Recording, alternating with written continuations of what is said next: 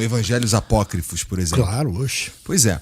Produzido por gnósticos, que já é uma galera que já tem uma ideologia, já tem esse material apócrifo e pseudepigráfico, ele tem coisa dizendo que Jesus, quando era criança, fazia passarinho de barro e jogava água, ele saía voando. Tem umas coisas... Veja bem, a Bíblia, primeiro que a Bíblia não é a Bíblia, né? Ela é um conjunto de livros. E qual é o nome de Deus? YHWH, que se tenta dizer Yehová e Yahvé, né?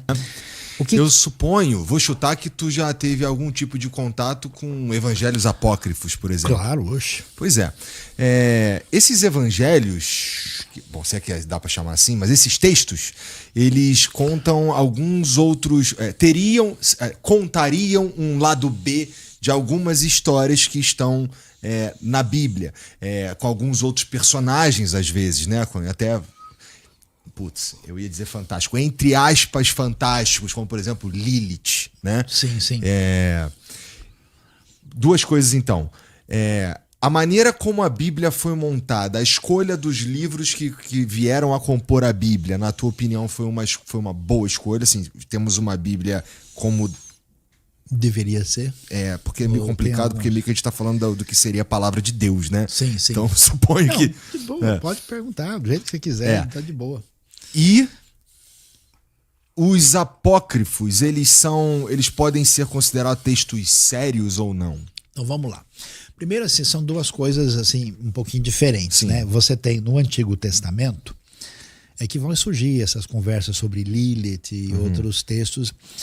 Então, o Antigo Testamento, que tem o mesmo cânon no contexto judaico e no contexto protestante evangélico, são os 39 livros que nós temos. E assim, não tem praticamente nada muito antigo de que de fato você diga, olha, esse negócio devia estar aí, não está, porque o que trouxe muita revelação sobre o Antigo Testamento foi a descoberta dos manuscritos do Mar Morto, onde quase todo o texto daquilo que é chamado de Bíblia Hebraica, o Tanakh, né, que na verdade é essa aqui, né, que está aqui para a gente ver. Esse aqui é o nosso Velho Testamento no texto original, quase todo em hebraico, alguns poucos capítulos em aramaico. O que tem de controvérsia nessa história é os chamados livros que aparecem na Bíblia Católica, que são chamados livros deuterocanônicos, que é a primeira e segunda Macabeus, Tobias, Judite, Eclesiástico, Baruque e Sabedoria. Esses livros não são livros problemáticos ou ruins. Eles são livros da tradição judaica, escritos em grego, no período, digamos assim, em que a região foi helenizada, e principalmente aí em torno do terceiro e segundo século, livros da época dos Macabeus ou dos Asmoneus, como é chamado. Só que é o seguinte, esses livros são judaicos e os próprios judeus não os reconhecem como livros canônicos. Por isso que a tradição judaica e a tradição evangélica diz, olha, os livros são interessantes, são bons, mas não estão na mesma referência dos outros livros. No Novo Testamento aí a gente tem uma questão que chama a atenção. Por quê? Tem o Evangelho de Tomé, tem as histórias lá de Maria Madalena, tem não sei mais o que. Qual é a questão? O Novo Testamento é elaborado, né, numa época muito próxima dos acontecimentos. Então, tudo que acontece com Jesus ali vai até o ano 30. Quando você tem já por volta da década de 40, já tem texto surgindo. E Evangelho, nos anos 50, já vai surgir o Evangelho de Marcos e os outros, Lucas, Mateus, nos anos 60 e João só mais tarde, que vai ser na década de 80. Né? E aí João escreveu Apocalipse nessa época também? Sim, depois do Evangelho, já chegando nos anos 90. E aí o que acontece nesse cenário do que a gente vai encontrar aí? Esses documentos, existem mais de 5.500 manuscritos do Novo Testamento. Alguns, inclusive, você tem um papiro que foi encontrado no Egito, e ele é o papiro Rylands, como é chamado, e que está hoje em Manchester, na Inglaterra. Ele é do ano 130, um pedaço de João 18. É muito próximo do texto original. E como você tem muitos manuscritos, os estudiosos, aí não rola a questão de religião. É uma questão técnica de crítica textual. Tá. O principal material técnico é editado por 2 especialistas de uma comissão maior.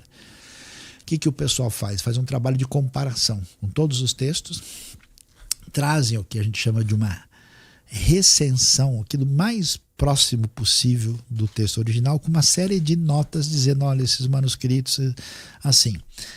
Todos esses materiais apócrifos são muito posteriores.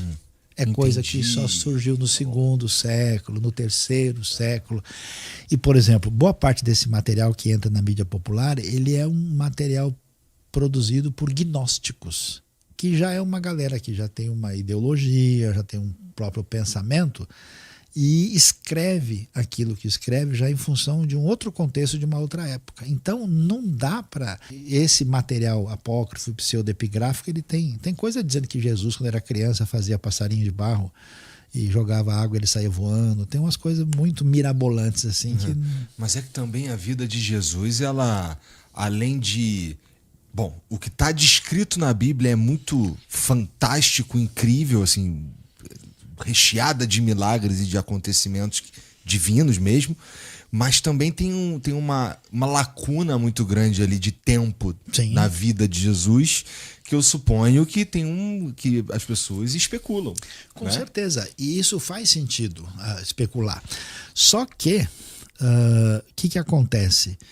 Jesus aparece, né, descrito na ocasião do nascimento, é bem celebrado.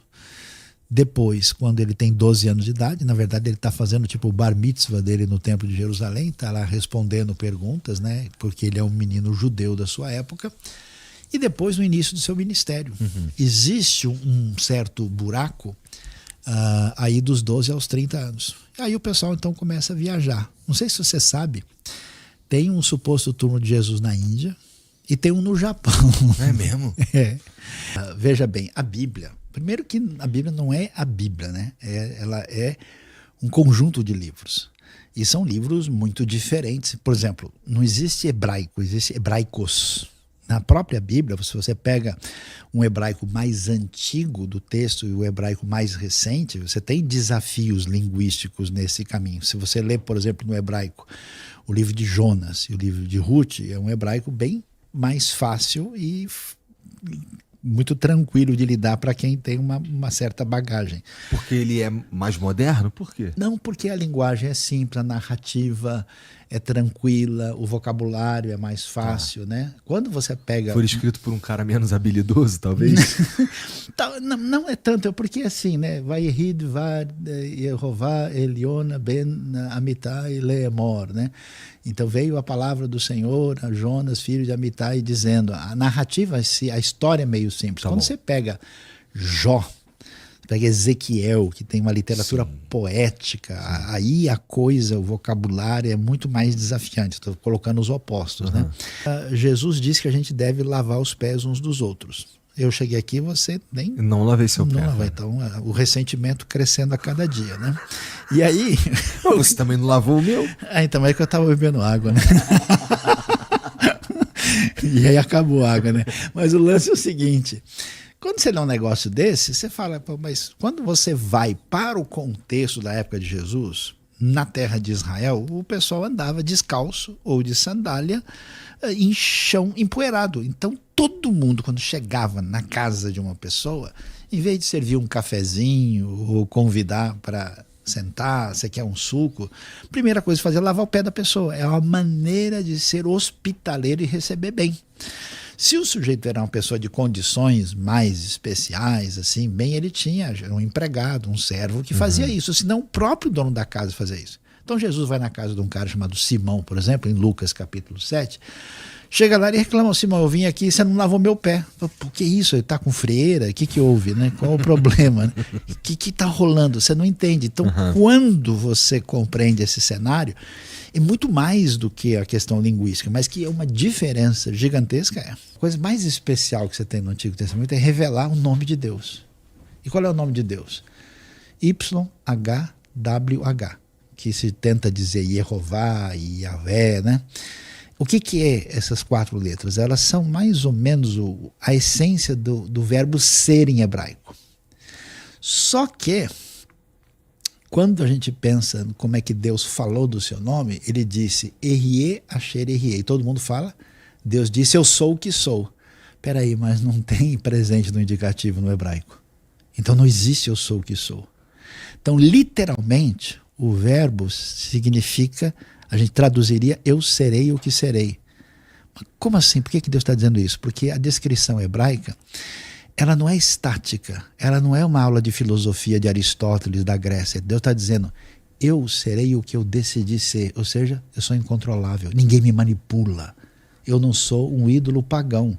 Além dele ser, digamos assim, a essência de tudo, ele é o eterno, ele é aquele que será o que ele decidir e ninguém tem domínio sobre ele. O vento assopra onde quer, e ouves a sua voz, mas não sabes de onde vem, nem para onde vai. Assim é todo aquele que é nascido do Espírito.